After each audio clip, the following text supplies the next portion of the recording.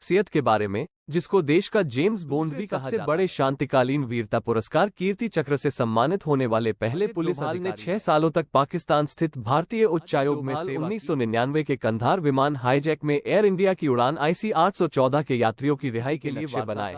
वो उनके समूह में एक महत्वपूर्ण सदस्य बन गए और उनको तोड़फोड़ कर उन्हें गलत क्रेडिट दिया जाता है। NSA अजित डोभाल भारत चीन डोकलाम गतिरोधपूर्ण व्यक्तियों में से एक स्थित अजमेर मिलिट्री स्कूल में प्राप्त की। उन्होंने 1967 में आगरा विश्वविद्यालय से अर्थशास्त्र में स्नातकोत्तर की उपाधि। उन्होंने 1 साल तक पाकिस्तान में IB के अंडरकवर जासूस के रूप में काम। इस्लामाबाद में भारतीय उच्चायोग में अधिकारी के रूप में पहचान रियल जेम्स बॉन्ड के तौर पर की जाती है। ऐसे शख्स हैं जिनसे चीन और पाकिस्तान भी कांपता है।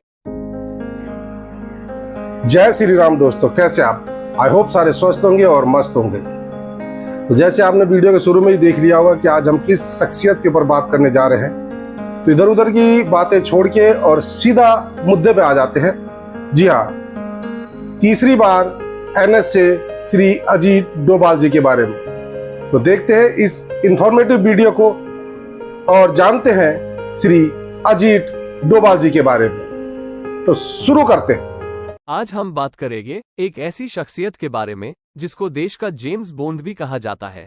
जी हाँ, हम बात कर रहे हैं राष्ट्रीय सुरक्षा सलाहकार श्री अजीत डोभाल जी की, जिनको तीसरी बार भारत का राष्ट्रीय सुरक्षा सलाहकार बनाया गया है। मोदी सरकार के तीसरी बारी में भी अजित डोभाल बने रहेंगे। NSA अजीत डोभाल को लगातार तीसरी बार राष्ट्रीय सुरक्षा सलाहकार NSA नियुक्त किया गया है। अजीत डोभाल को पहली बार 20 मई 2014 को देश का राष्ट्रीय सुरक्षा सलाहकार नियुक्त किया गया था। तब से डोभाल ही इस पद को संभाल रहे हैं। अजित डोभाल केरल कैडर के 1968 बैच के IPS अधिकारी हैं। वो दूसरे सबसे बड़े शांतिकालीन वीरता पुरस्कार कीर्ति चक्र से सम्मानित होने वाले पहले पुलिस अधिकारी हैं। अजित डोभाल ने 6 सालों तक पाकिस्तान स्थित भारतीय उच्चायोग में सेवा की। अजित डोभाल 1999 के कंधार विमान हाईजैक में एयर इंडिया की उड़ान IC 814 के यात्रियों की रिहाई के लिए वार्ताकार भी थे। इसके अलावा 1988 में ऑपरेशन ब्लैक थंडर के दौरान उन्होंने ISI एजेंट के रूप में स्वर्ण मंदिर में घुसपैठ की, खालिस्तानी अलगाववादियों पर जासूसी की। डोभाल ने उनके हथियारों के बारे में जानकारी एकत्र की और उनकी सही स्थिति के नक्शे बनाए। वो उनके समूह में एक महत्वपूर्ण सदस्य बन गए और उनको तोड़फोड़ कर उन्हें गलत सलाह दी। इससे राष्ट्रीय सुरक्षा गार्ड NSG को स्वर्ण मंदिर जीतने में मदद मिली। अजित डोभाल ने इंटेलिजेंस ब्यूरो के डायरेक्टर के रूप में 2004 और 2005 के बीच कार्य किया। 2016 में भारतीय सेना की ओर से की गई सर्जिकल स्ट्राइक भी डोभाल की नीति का हिस्सा माना जाता है। बताया जाता है कि वो उन चुनिंदा लोगों में से एक थे जिन्हें इस बालाकोट सर्जिकल स्ट्राइक के बारे में पता था। इसके अलावा NSA के अपने पहले कार्यकाल के दौरान उन्होंने 546 भारतीय नर्सों की वापसी में मदद की थी, जो ISIS के मोसुल पर कब्जा करने के बाद इराक में फंस गई थी।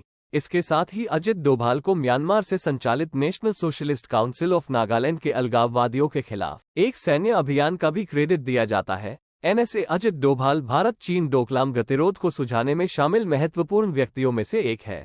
अजीत डोभाल का जन्म 1945 में तत्कालीन संयुक्त प्रांत, अब उत्तराखंड में, के पौड़ी गढ़वाल के गांव घीडी पट्टी बनेल्सियों में हुआ था। डोभाल के पिता मेजर GN डोभाल भारतीय सेना में अधिकारी थे। उन्होंने अपनी प्रारंभिक शिक्षा राजस्थान के अजमेर स्थित अजमेर मिलिट्री स्कूल में प्राप्त की। उन्होंने 1967 में आगरा विश्वविद्यालय से अर्थशास्त्र में स्नातकोत्तर की उपाधि प्राप्त की। अजीत डोभाल IB के निदेशक रह चुके हैं। इससे पहले वे इसके ऑपरेशन विंग के प्रमुख के रूप में काम कर चुके हैं। उन्होंने 1 साल तक पाकिस्तान में IB के अंडरकवर जासूस के रूप में काम किया और फिर 6 साल तक इस्लामाबाद में भारतीय उच्चायोग में अधिकारी के रूप में काम किया। उन्होंने अपने करियर का ज्यादातर हिस्सा IB के जासूस के रूप में बिताया। अजित डोभाल की पहचान रियल जेम्स बॉन्ड के तौर पर की जाती है। वे देश के ऐसे शख्स हैं जिनसे चीन और पाकिस्तान भी कांपता है। तो दोस्तों, देखा आपने हमारे देश के जेम्स बॉन्ड और तीसरी बार NSA श्री अजीत डोभाल जी के बारे में यह रोचक जानकारी।